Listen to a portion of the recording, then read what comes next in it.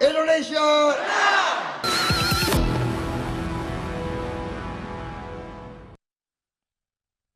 Ya, sebelum kita lanjutkan dialog kita, kami punya informasi terkait 6 orang guru di Tangerang, Banten yang berpose 2 jari kemudian dipecat.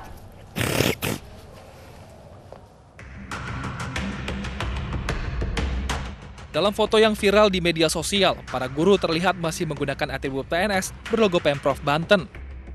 Atas kejadian ini, Badan Kepegawaian Daerah Provinsi Banten langsung memecat ke-6 guru yang masih berstatus honorer. Pemberhentian berkaitan dengan aktivitas politik praktis di lingkungan pendidikan. Padahal para guru sudah mengabdi selama 10 tahun di SM Negeri 9 Kronjo, Kabupaten Tangerang. Karena dalam Undang-Undang Pemilu, setiap pegawai negeri sipil diwajibkan tidak berpihak dari segala pengaruh manapun dan tidak memihak kepada kepentingan siapapun. Namun akhirnya ke-6 guru tersebut batal dipecat.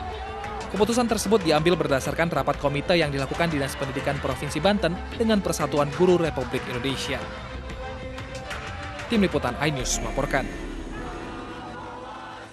Tanggapannya Bang Johnson, 6 guru berpose 2 jari kemudian dipecat walaupun akhirnya keputusan tersebut dianulir. Itu yang saya katakan di awal tadi. Jadi ada 2 jenis tadi. Ada jenis aparatur sipil negara yang harus netral tapi punya hak pilih. Jadi jenis salah satunya ya guru ini.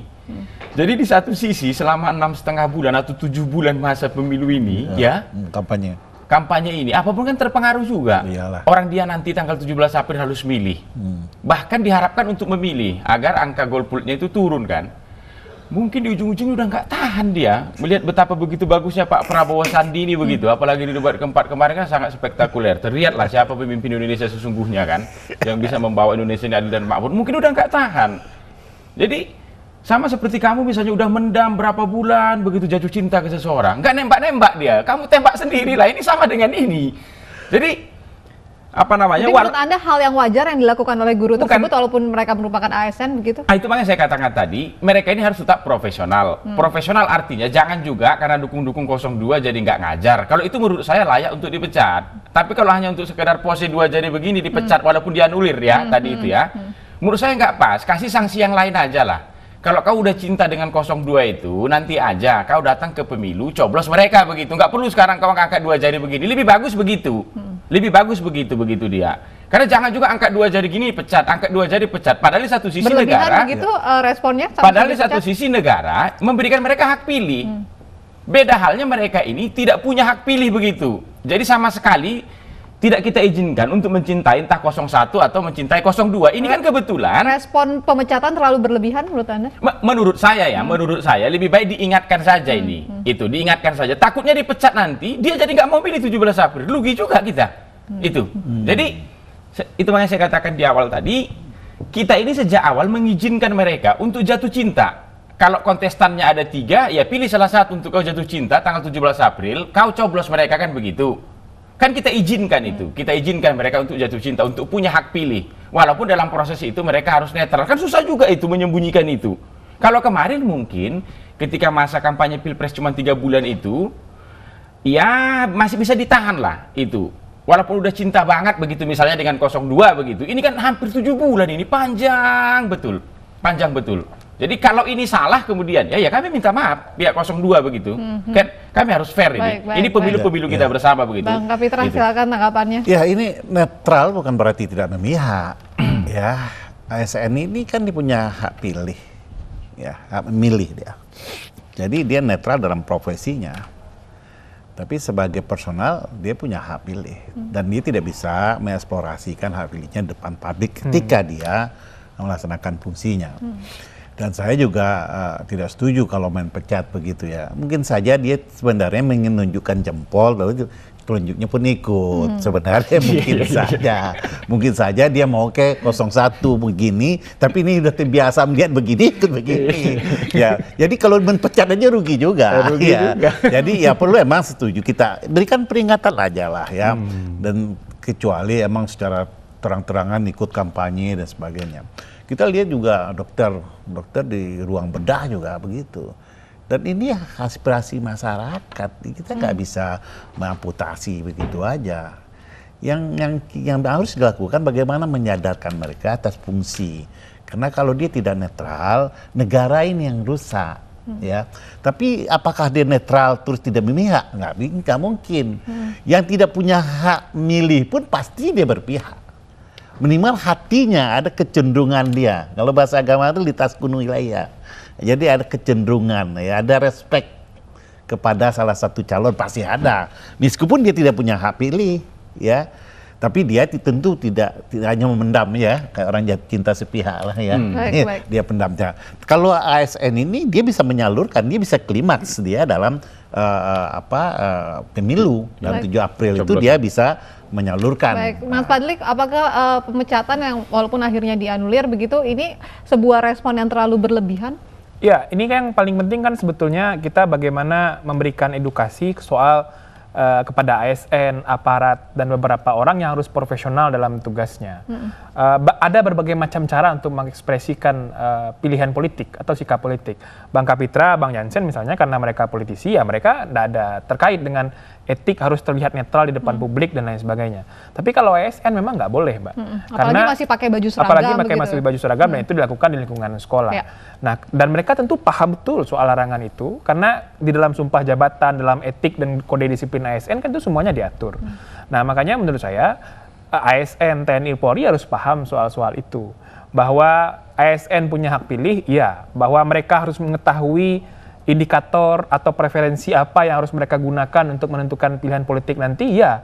Tapi kan harus ada hal yang mereka jaga, yakni tidak boleh mengekspresikan pilihan politiknya di ruang-ruang publik, karena itu akan membuat bukan hanya problem dia pribadi, tapi lembaga tempat dia bekerja.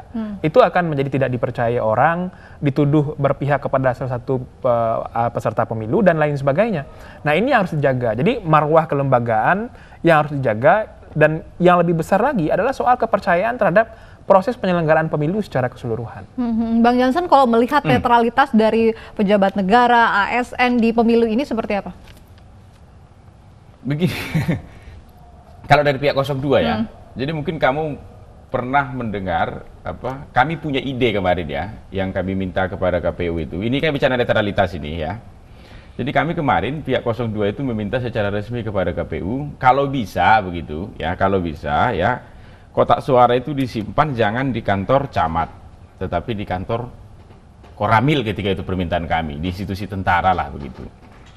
Karena sebenarnya netralitas yang paling parah itu adalah tidak netralnya kepala-kepala daerah itu. Hari ini begitu banyak kepala daerah di Indonesia ini yang mendeklarasikan dirinya ya secara terbuka ini di depan publik itu mendukung pihak 01, pihak Pak Jokowi itu. Pertanyaannya kemudian sekarang camat itu di bawah kepala daerah itu apa tidak? Secara birokrasi. Kan di bawahnya itu, makanya kemarin kami tidak percaya. Demikian juga guru ini misalnya. Guru, apalagi guru. Guru sekarang itu lalu lintasnya itu bukan lagi langsung ke Kementerian Pendidikan di Jakarta itu. Tetapi dia ada di dinas pendidikan di kabupaten tertentu kan, atau di provinsi tertentu. Jadi malahan sebenarnya netralitas yang paling parah itu adalah itu. Kalau guru-guru ini tadi apalah ini daya pengaruhnya ini. Belum lagi kalau tadi misalnya hanya guru SD begitu. Hak pilihnya pun tidak ada. Kalau tadi dia guru SMA mungkin masih bahaya. Karena mereka kan ada itu pemilih-pemilih pemula SMA itu kan. Itu dia. Tapi kalau kepala daerah ini kan simbol kepemimpinan di daerah itu. Secara terbuka sudah mendukung pihak 01 misalnya. Itu makanya kemarin kami ada permintaan kalau bisa kotak suara itu jangan lagi disimpan di kantor camat. Itu. Bukan kami tidak percaya dengan camatnya, tetapi kami melihat kepala daerah di tempat itu sudah mendukung pihak 01. Bisa saja dia instruksi ke bawah kan begitu dia untuk memenangkan apa yang dia deklarasikan itu. Itu makanya kami kemarin meminta, sudahlah simpan aja ini di kantor yang memang dia itu harus netral dan tidak punya hak pilih. Nah, kalau tidak TNI ya Polri kan begitu. Kalau tidak kantor Kapolsek ya kantor Koramil. Yang kedua, kalau di kantor ini nggak juga perlu lagi dijaga. Siapa yang berani bakar kantor Koramil? Udah tentara di situ, ada pegang senjata lagi, pegang pistol lagi dan segala macam. Jadi jauh lebih aman. Jadi lebih aman bagi para peserta semuanya karena mereka netral, lebih aman juga dari gangguan dari luar. Baik, Bang Kapitra, ini contohnya begitu. Kekhawatiran potensi kecurangan karena kepala daerah mendukung Jokowi. Ya, ini kan biasa diderita oleh orang-orang yang sudah diambang kekalahan. Itu hal-hal yang wajar aja. Karena begini, saya melihatnya sangat sederhana aja. Kenapa kepala daerah juga memilih mendeklarasikan dukungannya? Kepala daerah itu juga diusung oleh partai politik, dia juga jabatan politik, dan undang-undang membolehkan. selagi tidak ada undang-undang yang dilanggarnya, tentu itu sah saja, ya. Nah, tapi jangan karena dia mendeklarasikan dukungan umpamanya pas 01, lalu sampai ke bawahannya juga ikut, ya, dipengaruhi. Itu menyalahgunakan kekuasaan, menyalahgunakan kewenangan. Saya pikir tidak sejauh itulah, ya. Karena bagaimanapun sulit memaksa orang, ya. Orang di ruang bedah aja begini.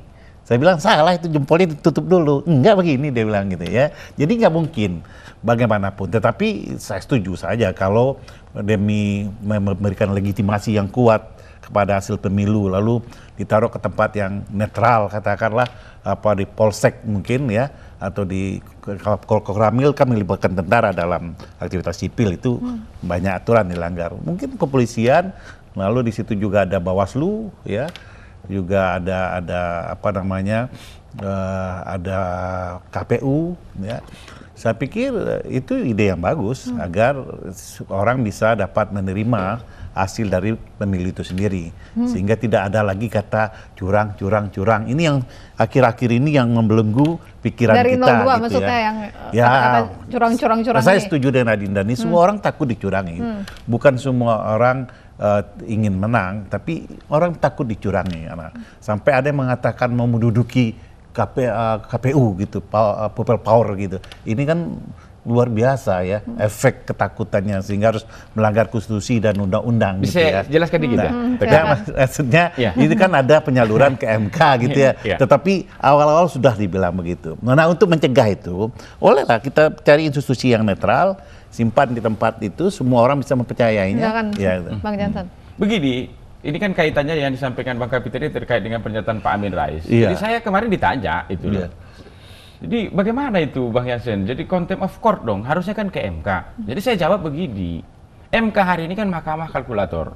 Mereka itu hanya memeriksa sengketa ya, selisih suara atau sengketa penghitungan suara. Kalau kemudian ditemukan misalnya ada aparatur yang secara sistematis mendukung salah satu calon tertentu misalnya, itu tidak lagi kewenangan MK. Itu makanya satu-satunya jalan kemudian untuk meluruskan ini kan udah terkilir namanya. Ini kan sudah kita bahas tadi, aparatur ini harus netral, harus profesional. Kalau dia kemudian membela salah satu pihak, entah itu 01 atau 02 misalnya, ini kan udah terkilir ini. MK nggak bisa jadi tukang pijatnya di sini nih untuk meluruskan ini. Karena mereka sendiri kan minta dirinya untuk dibatasi kan. Itu. Satu-satunya jalan adalah dengan turun ke jalan. Dengan people power, itulah maknanya Pak Amin Rais. Walaupun tidak juga harus kita jalankan itu kan peringatan. Bukankah itu bentuk ancaman begitu? Ya, Peringatan. bisa ya intimidasi terhadap peringatan KPU. itu. Karena memang beberapa waktu belakang ini menyeruak di hadapan kita begitu, ada aparatur ya, dan ini aparatur yang megang senjata ya, yang kita duga tidak netral. Untuk itu makanya kita ingatkan, saya katakan lagi sekali lagi, pemilu ini pemilu kita bersama. 24,7 triliun itu bukan uang 01 atau uang 02, tapi uang seluruh pembayar pajak di Indonesia. Jadi jangan sampai kemudian uang yang sudah hampir 25 triliun ini hasilnya legitimasinya menjadi kurang. Ribut lagi kita, ini kan susah. Jadi lebih pada itu sebenarnya, lebih pada peringatan. Udah marilah, semua kita netral, semua kita bergembira, semua kita profesional sesuai bidangnya masing-masing. Kalau dikatakan itu harus netral begitu ya netral. Baik, Mas Fadli. Bentar, institusi yang ada ini kan milik bangsa ini, ya. KPU, polisi, ya, tentara, ASN, ini milik bangsa. Tidak ada satupun perintah dari suatu institusi itu mengatakan berpihak atau tidak netral. Semua mengatakan netral. Tapi kalau emang ada oknum, ada seseorang, ada sekelompok orang yang punya pilihan sendiri, ya boleh bisa diterima gitu. Atau mungkin ada sesuatu yang mungkin menarik animo politiknya gitu. Tapi secara institusi ini bahaya kalau tidak netral. Ya, makanya kecurigaan-kecurigaan inilah yang harus kita coba hilangkan, minimal diminimalisir lah. Kita cari jalan keluarnya. Kalau emang ada petisi-petisi itu duduk bersama ya, apa jalan keluar sehingga pemilu ini punya legitimasi yang kuat. Baik. Ya. Kita berharap pemilu nanti berjalan jujur, adil, dan juga semua aparatur sipil negara ini netral begitu ya. Baik, terima kasih Bang Kapitra, Mas Fadli, dan juga Bang Jansen sudah bergabung bersama kami. Dan pemirsa, Special Report masih akan kembali usai jeda berikut, tetaplah di INEWS TV. Terima kasih.